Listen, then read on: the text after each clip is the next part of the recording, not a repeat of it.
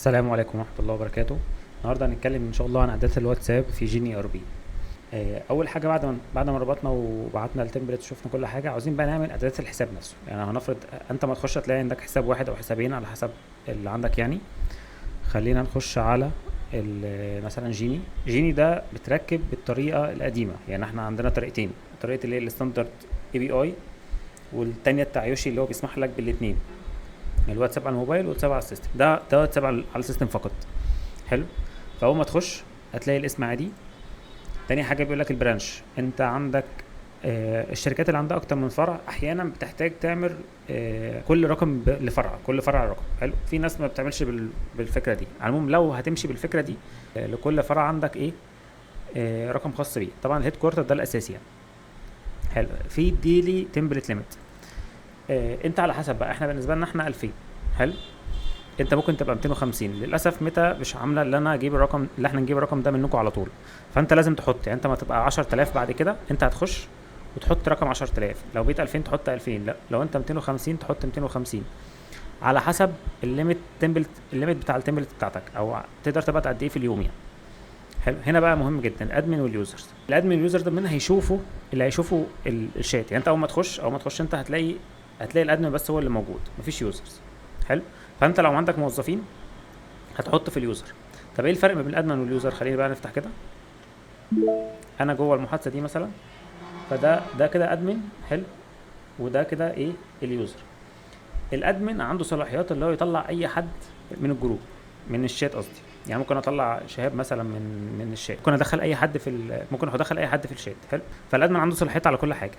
اليوزر عنده صلاحيه ان هو يطلع نفسه او يدخل حد تاني، بس هو ما يقدرش يطلع اي حد، هو يطلع نفسه بس.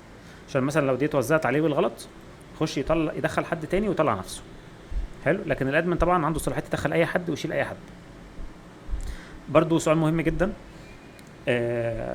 لو انا عينت موظف جديد وعاوزه اخليه يشوف المحادثات، فانا بخش احطه ولنفرض مثلا عيننا، ولنفرض ايه، انور مثلا.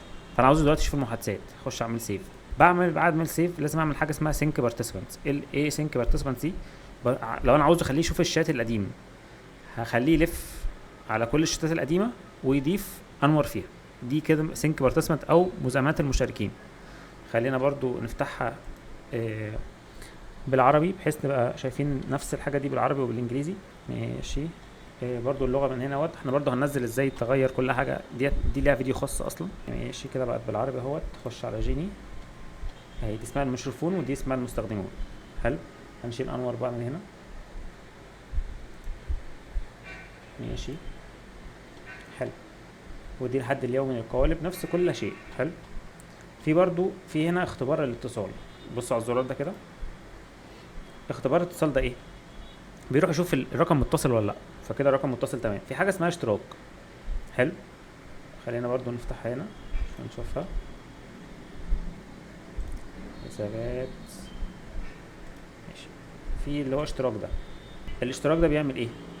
برضو عشان تبقى عارف، يعني احيانا بيجي لنا مبرمجين عاوزين عندهم منصه اصلا وعاوزين احنا، بس هم مش بارتنر مع ميتا. يعني احنا بارتنر مع ميتا. احول كل الرسائل اللي بتجيلي من ميتا عليه. يعني انت اخدت بالك كده هنا في حاجه اسمها رابط الاستدعاء او الويب هوك. ده بتاعنا، ده الخاص بينا. لا، ممكن واحد يبقى مبرمج وكل حاجه وعنده منصه زينا، بس هو مش بارتنر مع ميتا، فهو بيجي يشترك معانا ويغير اليو ار ال ده ويخلي يحط المنصه بتاعته، وهو اللي بيستقبل الرسائل من ميتا. حلو. فدي اشتراك. يعني ممكن تغير الكلام ده كله وتعمل اشتراك. وقتها هيروح بنقول لميتا ايه، روحي ابعتي الرسائل كلها على اليو ار ال ده. خلينا نكمل معانا برضو مزامنة المشتركين زي ما احنا ما قلنا.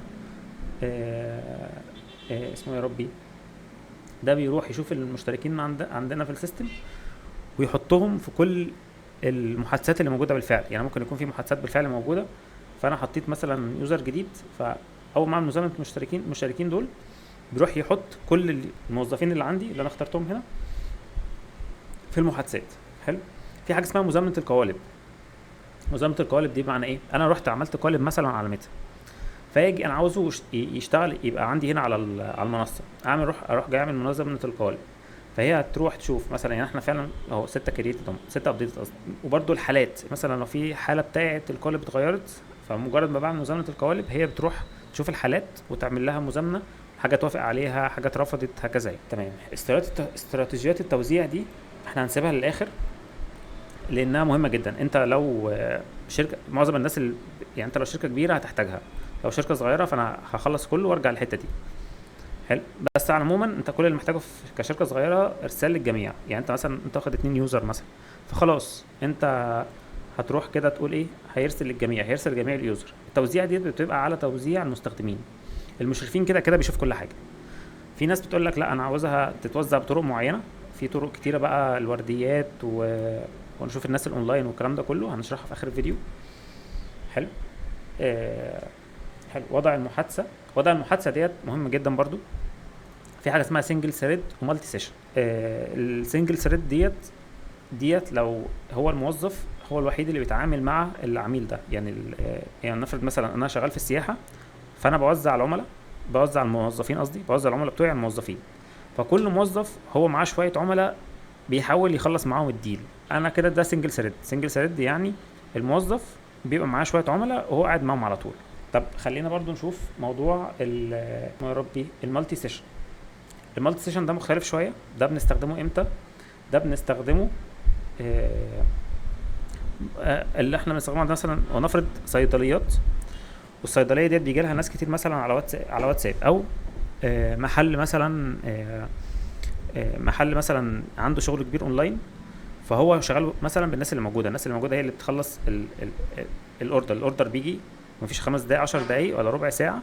مطعم مثلا مش عارف ايه الكلام ده كله، مطعم بيبقى مثلا بيستقبل ورديات بيستقبل طلبات على واتساب، فعاوز يخلص بسرعه. يعني هو انت الاوردر بتاعك بيخلص في 5 دقايق 10 دقايق، مفيش او حتى كبيره ساعه ساعتين يعني. مش بنقعد مثلا زي السياحه اللي انا اقنعك بالرحله، او زي الريل استيت اللي انا اقنعك انك تاخد البيت ده بياخد وقت، يعني ممكن ياخد اسبوع هكذا يعني. فاحنا لو احنا الموضوع بيمشي بسرعه، يعني مثلا انا بقى الموضوع ده بيمشي بسرعه اللي هو ايه، ده واحد بقى شغال في السيشن، انا بخلص السيشن عشان برضو تشوفها. تمام.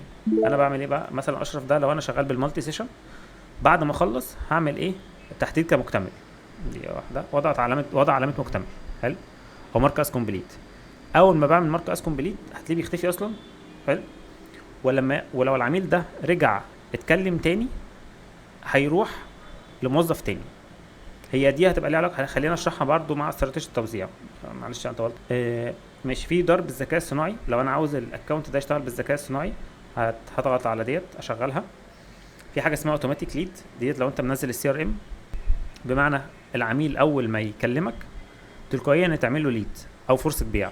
خلاص انا عاوز اي حد يكلمني، الرقم ده معمول للسيلز، فكل اللي هيكلمني عليه هيبقى فرص بيع بالنسبه لي. فبدل ما الموظف هنا مثلا قاعد بكلم العميل ده انا اخش لسه اعمل له فرصه البيع، لا، فرصه البيع هتبقى كافيه اصلا، داخله تخش على طول. حلو. خلينا بقى نرجع تحت كده. دي الحاله دي اللي هي حاجات الواتساب نفسها. مثلا ده الاسم، مثلا ده اسمه احمد شاهين، رقم الهاتف، تقييم الجوده بتاعه جرين. هل ده وضع تعايشي؟ انا شغال كو اكزيستنس. ده رقم الوضع التعايشي. طب تعالى نشوف الرقم الثاني، نفس الفكره، جيني ار بي، نفس الكلام بس بالانجليزي. كو اكزيستنس لا، ده مش كو اكزيستنس. طب خدنا بالنا في زرار زياده اسمه سينك كاتالوجز. حلو. سينك كاتالوجز ده لان الرقم ده ملوش واتساب اصلا، يعني ملوش موبايل ابلكيشن واتساب، فانت من خلال المنصه تقدر تعمل كتالوج اصلا، الكاتالوجز، وتحط منتجات وتشوف الاوردرات اللي جايه لك من خلال المنصه. حلو. دي هنعملها فيديو، بس ديت شرط واحد بس، لما ميبقاش تعايشي او كو اكزيستنس. لو كو اكزيستنس انت بتعمل الحركات ديت من خلال الموبايل. تمام. خلينا برضو في شويه ازرار ممكن ما تظهرش ما عندك، بس لازم لو لقيت هتلاقيها عندك برضو، يعني ممكن تظهر ممكن ما تظهرش عندك على حسب. حلو. لو انت كو اكزيستنس ممكن تلاقي حاجه اسمها سينك كونتاكت او سينك هيستوري. حلو. اللي هي مزامنه جهات الاتصال ومزامنه السجل. دي بتظهر امتى؟ لو انت كو اكزيستنس وما حصلش عندك تزامن تلقائي. يعني انت لما بتفتح المنصه، لو انت دخلت كو اكزيستنس وعملت انك تشارك 6 شهور، فاول ما تخش بعد المنصه مفيش 10 دقايق كده هتلاقي ايه، هتلاقي المحادثات بتاعت اخر 6 شهور عندك. طب لو ما لقيتهاش يبقى هتلاقي الزراير دي. مزامنه السجل او مزامنه جهات الاتصال. مجرد ما بتضغط عليها اصلا والمزامنه بتتم، الازرار دي بتختلف بنسبه كبيره، مش هتشوفها، بس لا قدر الله لو ما حصلش المزامنه تلقائيه هتلاقيهم موجودين وتضغط عليهم يحصل المزامنه. حلو. هتلاقي في حاجه اسمها كلوز ستيشنز، دي في حاله اهي، دي في حاله انك هتخلي المالتي سيشن سبورت. هنخش نشرح الاثنين دول حالا دلوقتي، هكمل بس الباقي. في حاجه اسمها برضو تدفقات الشات بوت. حلو. دي الفيديو اللي جاي باذن الله هيبقى عليها. احيانا في عملاء بتبقى عاوزه، عملاء بتوعنا احنا يعني عاوزين زي اوتوميشن، بمعنى انا عاوز اول ما افتح اعرض له خدماتي، يتك على الخدمه ديت يجي له مثلا الرساله الثانيه، الرساله دي يتك على الرساله دي يجي له رساله ثانيه، يتك على الرساله دي يجي له رساله ثانيه، وهكذا. ممكن تبقى شجره كبيره، بحيث وبرده انا ممكن اعمل نوتيفيكيشن، يعني اول ما يوصل للحته دي انا عاوزه يعمل لي نوتيفيكيشن او يعمل اكشن معين. حلو. فممكن مثلا خلاص هو كده اول ما يوصل للحته دي هو جاهز للحجز، فانا اخش معاه احجز على طول، بيعرض عليه المنتجات كلها تلقائيا، وانا اخش في الاخر اخلص. حلو. فدي تدفقات الشات بوت، برضه هنتكلم فيها الفيديو اللي جاي. لو انا عاوزين نفعلها ونختار التدفق الشات بوت اللي احنا عاوزينه، الصلاحيه بتاعته والكلام ده كله هنشوفه الفيديو اللي جاي يعني. الرد الآلي ده بقى يعني ممكن نعمله. الرد الآلي دوت الحاجه القديمه، لو انا عاوز مثلا انا عندي مواعيد الشغل مثلا اهو، الرد التلقائي عاوزه اشغله واحط رساله مثلا، وممكن احط وقت وبدء انتهاء يعني مثلا نفرض انا ممكن اعمل رد تلقائي ده خارج اوقات العمل، فاقول له يا فندم اهلا بيك في كذا، احنا خارج اوقات العمل هنجيلكوا كمان شويه، وراح جاي حاطط الوقت اللي هو الرقم بيشتغل عليه والوقت اللي هو ينتهي عليه. فهو اول ما حد يكلمني في الوقت دول هيجي له الرد التلقائي بتاعنا اللي احنا خارج اوقات العمل مثلا. حلو. الملصقات دي الستيكرز، لو انت عاوز تحط ستيكرز معينه برضو هنشوفها اهيت اهو. تمام. لو انا عاوز اعمل ستيكر هلاقي الستيكرز هنا اهيت اهي. تمام. ده ستيكرز مثلا انا براحتي احطه، فلو دخلت هنا على جيني اهوت، دخلت على الستيكرز هنا او الملصقات، هلاقي ايه الستيكرز اللي انا بستخدمها اصلا. ممكن احط شويه لو انا اوريدي عندي شويه املاهم في الاول، يبقى دول بشتغل بيهم يعني. في بيانات الاعتماد والويب هوك او الويب هوك عموما، دي انت بتحتاجها لو انت مبرمج. لو انت مبرمج ومحتاج تخش زي بارتنر معانا احنا، فانت بتحتاج المعلومات ديت. حلو. الاي اي دي هنعمل له فيديو خاص بيه، بس السيستم بتاعنا ممكن يشتغل حاجه اسمها ورك فلو اهوت. انا بس بخش اختاره، نفرض ده مثلا. احنا اصلا هننزل كورس عن الاي اي ستوديو، ازاي تعمل اي اي يرد على العملاء او يرد على الكومنتات. هننزل الكورسات، وممكن اصلا تعمل اي اي محاسب، ممكن تعمل ماركتير اي اي. الاي اي من الحاجات القويه جدا جدا في المنصه يعني. تمام. ادي الحسابات، اخش على جيم. حلو كده، انا خلصت معظم الحاجات. فاضل بقى شرحنا الادمن وشرحنا الحاله وتدفقات الشات بوت والرد الالي والملصقات والويب هوك والذكاء الصناعي. فاضل حاجتين ما شرحناهمش، اللي هو الاستراتيجيات ووضع المحادثه. حلو. خلينا في الاستراتيجي الاول، بعد كده نحط موضوع وضع المحادثه. في عندنا ارسال للجميع، يعني خلينا نفتح الاستراتيجيات اهيت، او برودكاست تو اول. ايه الفكره؟ انا ببعت لكل اليوزرز. كل الاستراتيجيات التوزيع ديت بتبقى موجوده على اليوزرز بس. انا عندي مجموعه موظفين، والله انا عاوز كل الموظفين يشوفوا كل المحادثات، فبختار اول واحده اللي هي برودكاست تو اول او توزيع للجميع. حلو. طب انا عاوز اوزع عليهم بالتساوي، اللي هي تيك تيرنز بقى. والله انا عاوز كل واحد يتوزع عليه، يعني مثلا اروح لانور ادي له واحد، الشهاب ادي له واحد. حلو. وارجع تاني اعيد لانور ادي له واحد، الشهاب ادي له واحد، واقعد اوزع عليهم كده بالتساوي عليهم. حلو. في واحد يقول لك لا، انا عاوز الناس الاونلاين هي اللي توزع عليها في الاول. حلو. يعني لو ممكن نحط حد كمان مثلا احمد مثلا، انا اشيل كده من الادمن. حلو. كده عندي شهاب انور وشهاب واحمد، الثلاثه موظفين. حلو. والله لو انور وشهاب هما اللي اونلاين، هيقعد يوزع على انور وشهاب بس. احمد مش هيجيله اي حاجه خالص طول ما هو مش قاعد على السيستم. لازم يبقى قاعد على السيستم عشان يجيله دي بقى اللي هي اونلاين فيرست. اقعد اوزع عليهم على الاونلاين بس. حلو. احمد لو مش فاتح السيستم هنا في الحاله دي مش هيستقبل اي ريكوستات خالص. حلو. طب لا قدر الله كلهم اوف لاين، ايه اللي يحصل؟ السيستم هيبعت لهم كلهم. حلو. واول ما يجي لهم، اول ما حد فيهم يجي لهم اسمه يا ربي، اول ما اي حد فيهم يصحى الصبح هيلاقي هنا فوق كده زرار اسمه assign to me او اسناد الي. هنا هتبقى الصوره لونها احمر، هيلاقي علامه حمراء هنا اللي هو غير مسنده الى احد، هيضغط عليها هيعمل اسناد الي، خلاص بياخد ساعتها العميل ده. حلو. دي بنعملها لو احنا عاوزين نخلي الموظفين يتنافسوا ما بينهم مين هيجي الصبح بدري، لان اللي هيجي الصبح بدري هو اللي هياخد كلهم. ف حلو. في اونلاين فيرست زين اوف لاين. لا، في واحد يقول لك بص انا مش عاوزهم يتنافسوا ولا حاجه، انا عاوز اوزع عليهم على الناس الاونلاين، ولو هم كلهم قافلين هوزع على الاوفلاين. حلو. يعني الناس لو احمد وشهاب اونلاين، قصدي لو لانور وشهاب اونلاين واحمد اوفلاين، في الحاله دي هيوزع على الناس الاونلاين بس، يعني هيروح لاحمد وشهاب بس. طب لو كلهم اوفلاين ايه اللي يحصل؟ هيروح يوزع عليهم بالتساوي بقى، يعني هيروح يوزع على احمد، على انور، وبعد كده شهاب، وبعد كده احمد، عشان كلهم اوفلاين. بس الاونلاين يعني هو الاونلاين ده ساعتها في الحاله دي يبقى هو الاول الاهم يعني. حلو. في الليست بيزي. الليست بيزي دوت انا بروح اشوف مين الواحد اللي ما عندوش ريكوستات كتيره وازوده له. يعني مثلا لو احمد لو انور وشهاب عندهم كتير، هروح اندي لاحمد لغايه ما اخلي احمد يساوي شهاب وانور، وبعد كده اوزع عليهم بالتساوي. في الليست بيزي اونلاين، انا بروح للناس الاونلاين واشوف الليست بيزي فيهم. يعني مثلا لو انور وشهاب هم الاونلاين، احمد اوفلاين، كده احمد كده مش هتوزع عليه خالص.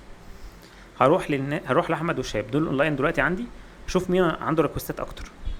لقيت مثلا انور عنده 10 ريكوستات وشهاب قاعد مع 3 بس، هروح ادي للشهاب لغايه ما اخليه يساوي، يبقى 10 زي انور، وبعد كده اوزع على انور وشهاب.